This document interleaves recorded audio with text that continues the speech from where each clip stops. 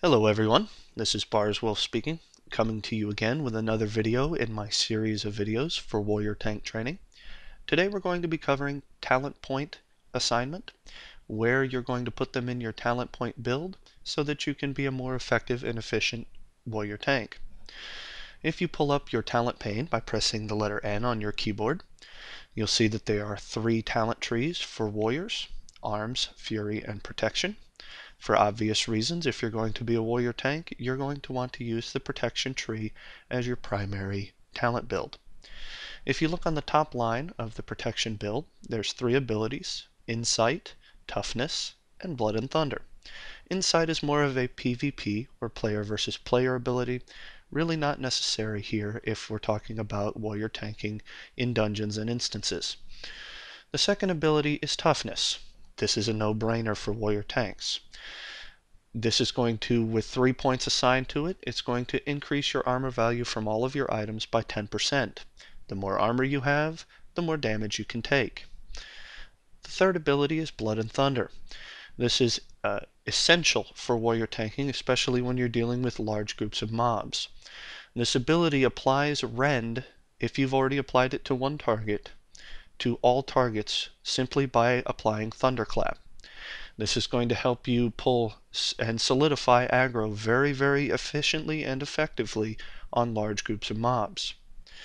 So, to sum up for the first line, you want 3 points in Toughness and 2 points in Blood and Thunder.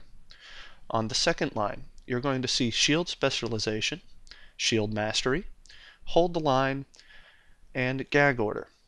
Shield Specialization is a great ability to have for a warrior tank for multiple reasons. One, obviously, because you use a shield. I have that ability assigned 2 out of 3. Basically what it allows you to do is not become as rage starved as some other warrior tanks might necessarily become due to expenditure of abilities. It allows you to generate 10 extra rage when you block an attack and 40 extra rage when you spell reflect. This is important. If you're out of rage, you can't hold aggro.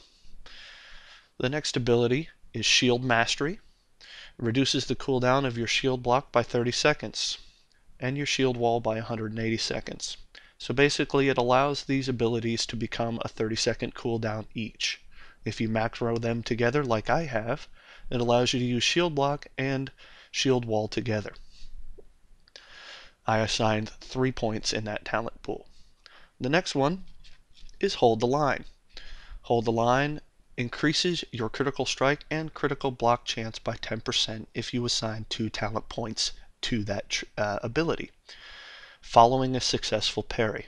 Again, in Cataclysm, warrior tanking is not about stamina, it's about avoidance. You want to stack dodge and parry and mastery. So having that ability increasing your critical block chance is very important. Gag Order gives your pummel and your heroic throw a 100% chance to silence the target. This is important because this basically gives you 2 interrupts now with your pummel and your heroic throw. It also allows you to pull casters in close to you without having to use your taunt ability. You can use your heroic throw, silences them, and brings them closer so that you can gather up your groups of mobs. On the third line, you have Last Stand, you have Concussive Blow, you have Bastion of Defense, and Warbringer. All of these are very important for PvE warrior tanking. Last Stand temporarily grants you 30% of your maximum health. It's a cooldown ability. It has a 3-minute cooldown. The wonderful thing about this is it helps your healers out immensely. If you get down to about 20% health and your healer's struggling, you can pop Last Stand. It'll pop you up to 50% health, help the healer get on top of the damage you're taking, and hopefully keep you alive. Concussion Blow stuns the opponent for 5 seconds and deals 5986 damage. Basically, this ability is another silence or interrupt. Bastion of Defense. Bastion of Defense is important because it's going to lower your ability to be critted by your enemies while in defensive stance. When you block or dodge or parry, this is going to give you the ability 20% chance to become enraged, increasing your physical damage by 10%. So basically what this is going to do is allow you to use enraged regeneration from the Fury tree, which is going to help you to, again, help out your healer. Healers have suffered considerable difficulties in the kata content. Anything that you can do to help them out is very, very necessary. Warbringer. This is going to allow you to use charge, intercept, and intervene all in any combat stance, in any stance. So basically, instead of being relegated to only useful in combat stance, this is going to stop you from having to switch stances. You can stay in defensive stance and still use your charge. We'll get into tank rotation in another video, but you want to have charge to use as a pull ability versus your taunt. And you want to save your taunts for later on. If you look down to the next line, you have improved revenge, devastate, and impending victory. Again, impending victory is more of a PvP or player versus player ability, so the only two abilities that I have here are improved revenge and devastate. Improved revenge increases the damage of your revenge ability by 60%. That's a great single target aggro ability. That's going to really, really solidify your aggro on a single target by using revenge. Devastate, again, devastate not only will cause damage to the target, but it also causes sunder armor to be applied. Sunder armor is important because if you're reducing the target's armor percentage, the DPS in your group is going to be able to hit the target harder. The next ability in line is Thunderstruck, Vigilance, and Heavy Repercussions. Thunderstruck basically is going to improve the damage by your rend, your cleave, and your thunderclap. So what that's going to do is when you apply rend with your thunderclap now to all of the mobs around you within, I believe, a 10-yard radius, you're going to do more damage. The more damage you can do as a tank, the more aggro you'll build, and the less likely it is that you'll have to be running around and trying to pick up single target mobs. Vigilance. Vigilance is going to allow you to focus your protective gaze on a party member, typically your healer. If your healer picks up aggro during a boss fight or a mob fight, Vigilance is a great ability to use. It allows you, it's going to refresh your taunt and allow you to pick up aggro back on that target. And then Heavy Repercussions. This is one that is kind of a optional talent. This one I use because while your shield block is active, your shield slam hits for an additional 100% damage. Great for holding aggro if you've got a DK or a mage in your party pulling aggro off you. The next tree you have Safeguard and Sword and Board. In this talent, I went with Sword and Board over Safeguard. Again, optional. Sword and Board is not optional, but Safeguard is an optional talent. I didn't take it. Sword and Board is definitely not an optional. This is going to increase your critical strike chance of Devastate by 15%.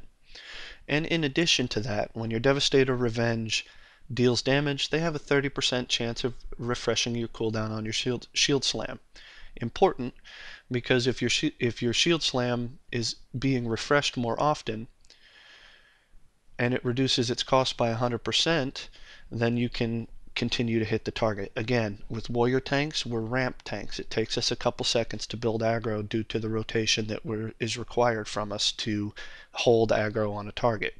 So if the more damage you can do right off the bat, the better off you are. And then of course there's Shockwave. Shockwave is going to send a frontal cone AoE in front of you, causing damage to all those mobs in front of you and also stunning all of them. Does not work on bosses, but it does work on trash mobs. This is great for solidifying aggro.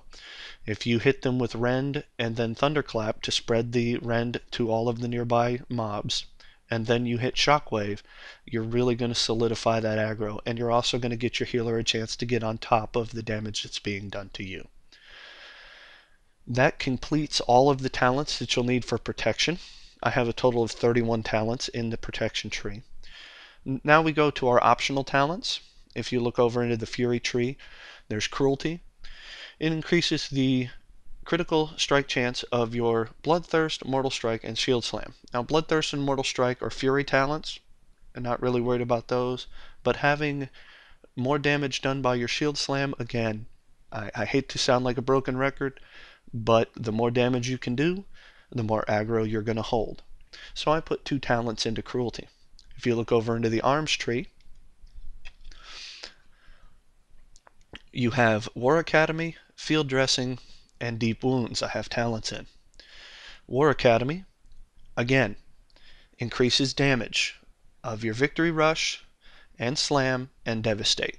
Again, these are 3 abilities that you're going to be using quite a bit to solidify aggro on large groups of mobs and also on single target mobs. So the more damage you can do, the more aggro you'll pull. Field Dressing, this is a no-brainer for warrior tanks. It increases all the healing that you get from your healer and your effectiveness of your self-healing by an additional 20%. Any healing, extra healing you can get to help out your healer, very, very important. And then Deep Wounds. All of your critical strikes are going to cause your opponent to bleed. Now some argue that this might be a PvP talent, and in some respects it is, but it also works really, really well for applying Rend and Thunderclap. If you critical strike with your Rend, you're going to do much more damage. So there you have it. There's your talent build. I'll go over the points real quick. You're going to have 3 points in Toughness. You're going to have 2 points in Blood and Thunder, 2 points in Shield Specialization, 3 points in Shield Mastery, 2 in Hold the Line, 2 in Gag Order, 1 in Last Stand, 1 in Concussion Blow, 2 in Bastion of Defense, 1 in Warbringer, 2 in Improved Revenge, 1 in Devastate, 2 in Thunderstruck, 1 in Vigilance, 2 in Heavy Repercussions, 3 in Sword and Board, and 1 in Shockwave. In the Fury tree, you'll have 2 talent points in Cruelty, and in the Arms tree, you'll have 3 points in War Academy, 2 points in Field Dressing, and 3 points in Deep Wounds. That concludes the video for Talent Tree Specialization. As always, feel free to comment, like, and subscribe. And if you have any requests, post them on my website.